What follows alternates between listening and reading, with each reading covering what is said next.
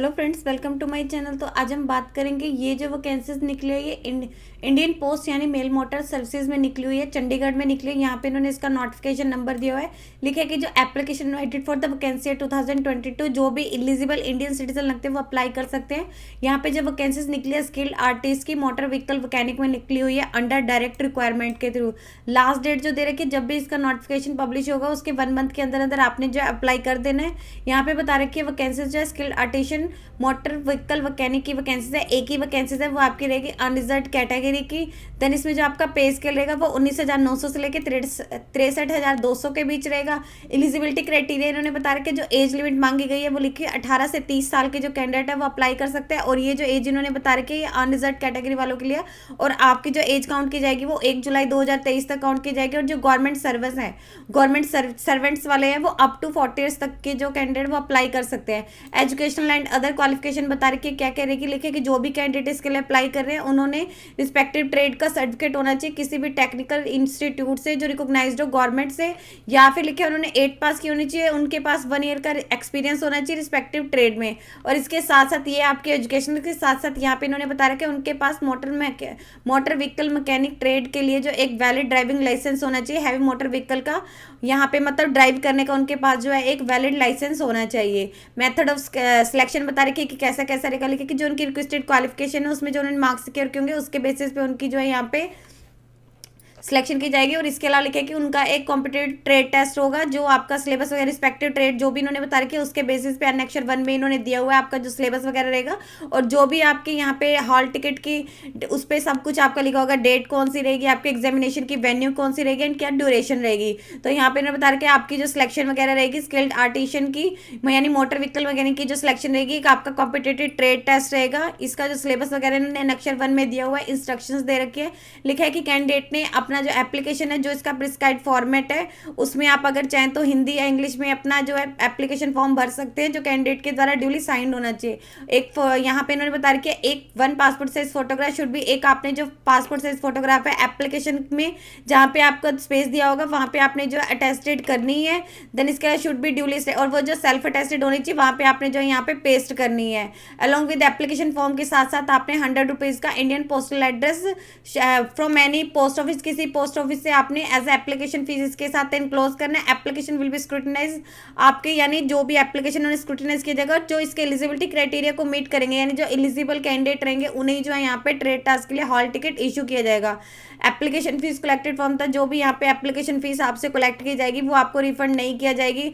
Eligible candidate should, इसके अलावा जो एलिजिबल कैंडिडेट रहेंगे जो आपको यहाँ पे हॉल इसके ट्रेड टेस्ट के लिए बुलाया जाएगा उन्हें 400 एग्जामिनेशन फीस आपको ट्रेड टेस्ट के लिए, वो भी यहाँ पे in the form of Indian postal order on getting, जब भी आपको हॉल परमिट यानी इशू होगा तो आपको 400 की एज एग्जामिनेशन फी अलग डिपॉजिट करेगी, तभी आपको यहाँ पे ट्रेड टेस्ट जो है अटेंड करने दिया जाएगा। इसके अलावा जो कैंडिडेट यहाँ पे SC ST या वुमेन एम्प्लॉई हैं उनको कोई भी फीस पे नहीं करनी है।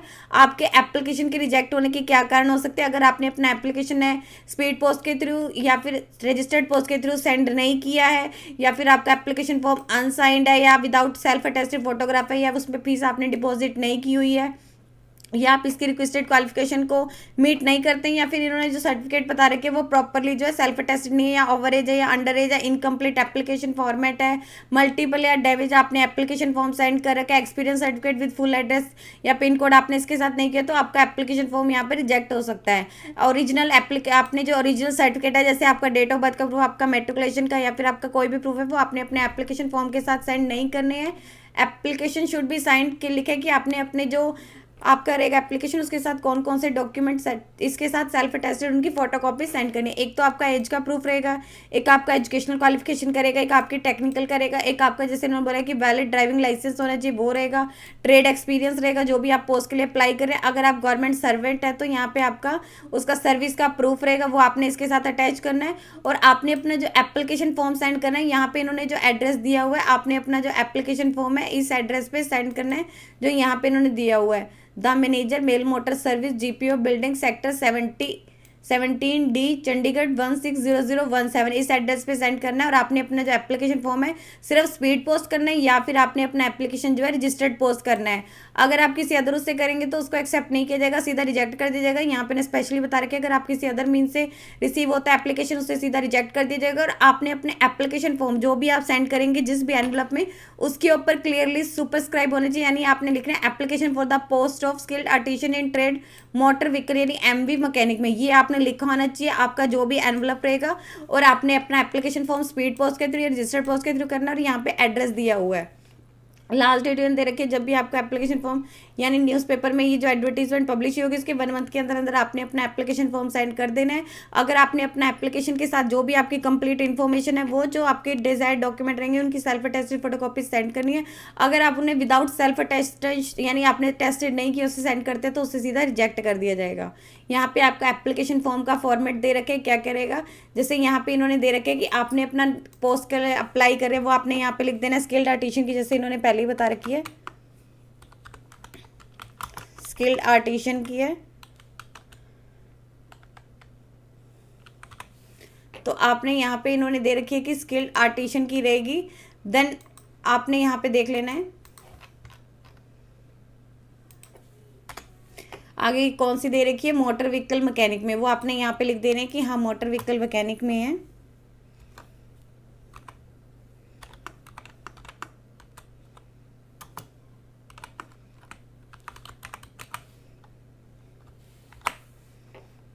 तो ये आप करेगा। देन यहाँ पे नेम आ जाएगा कैंडिडेट का, आपने कैपिटल लेटर्स में लिख देना है जो भी आपका नेम रहेगा।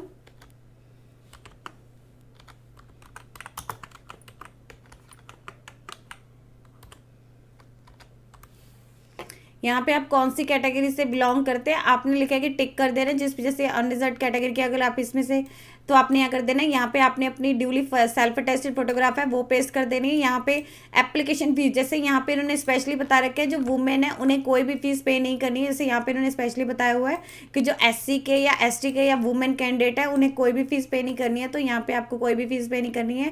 यहाँ पे आपके फादर का नेम आ जाएगा वो आपने यहाँ पे लिख देना है।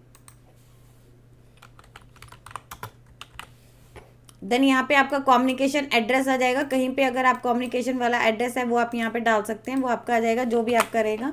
यहाँ पे आपकी रिलीजन आ जाएगा कौन सा है वो आपने लिख देना है, रिलीजन एंड नेशनैलिटी कौन सी है वो आ जाएगी आपकी, जैसे रिलीजन कौन सा आपका।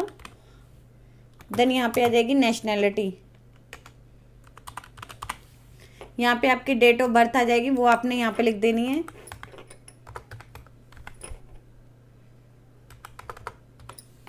यहाँ पे आपकी जो एज है वो 1 जुलाई 2023 तक कितनी हुई है वो आपने यहाँ पे लिख देनी है। लाइक अगर आप यहाँ पे 20 साल के हुए तो आपने यहाँ पे 20 साल या फिर 19 जितने भी आपके रहेंगे उसके अकॉर्डिंग निकले, जैसे 19 ईयर्स आगे कितने डेज हैं वो लिख देनी है, 19 ईयर्स के 1 मंथ के एंड यहाँ पे 0 डेज आपने उसके अकॉर्डिंग लिख देना जो भी आप करेगा। एजुकेशनल क्वालिफिकेशन दे रखी है, जैसे यहाँ पे इन्होंने बोलता है अगर आपने 8th पास की हुई है तो आपके पास यहाँ पे 1 ईयर का एक्सपीरियंस होना चाहिए।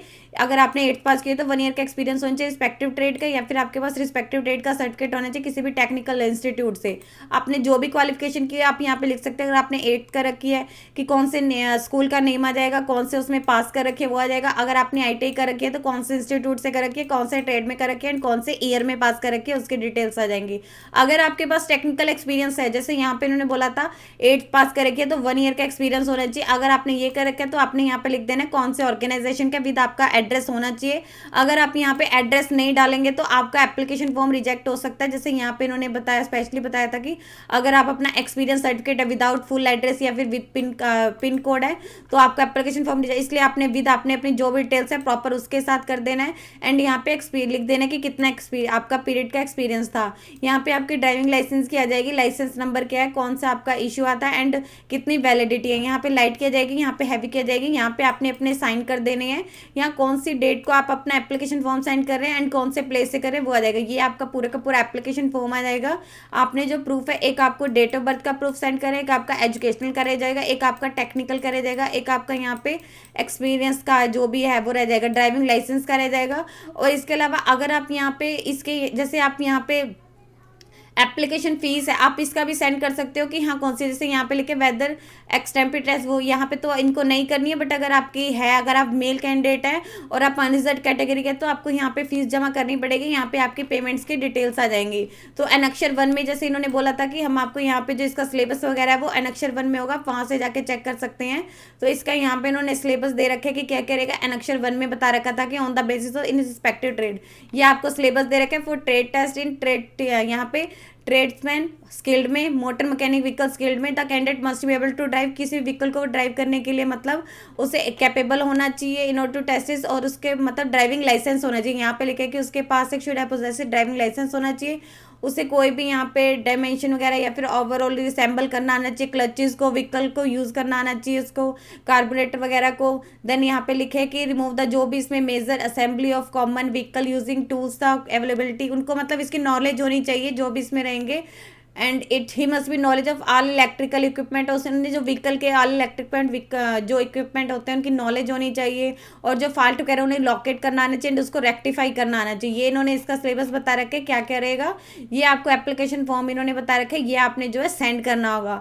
तो ये आपको एप्लीकेशन फॉर्म इसकी ऑफिशियल वेबसाइट पर जाएंगे, यहाँ पे आप इसके रिक्वायरमेंट सेक्शन में जाएंगे, तो यहाँ पे आपको नोटिफिकेशन दिया हुआ है, आप यहाँ से जाके इसका एप्लीकेशन का फॉर्मेट कर सकते हैं, और आपने अपना जो एप्लीकेशन फॉर्म सेंड करना है, अगर आप चाहे तो यार रजिस्टर्ड पोस्ट कर सकते हैं, या फिर आप चाहे तो सिर्फ स्पीड पोस्ट ही कर सकते हैं, किसी अदर मोड से आपने अपना एप्लीकेशन फॉर्म सेंड नहीं करना है। यदि आपको इससे रिलेटेड और अधिक जानकारी चाहिए तो आप इसकी ऑफिशियल वेबसाइट पर जाकर चेक कर सकते हैं, जिसका लिंक मैं आपको डिस्क्रिप्शन बॉक्स में डाल दूंगी। यदि आपकी इस वीडियो से रिलेटेड कोई भी क्वेरी है तो आप हमें कमेंट सेक्शन में लिख के बता सकते हैं। वीडियो अच्छी लगी हो तो प्लीज लाइक एंड शेयर। इस तरह के इन्फॉर्मेटिव वीडियोस को देखने के लिए आप हमारे यूट्यूब चैनल को सब्सक्राइब कीजिए।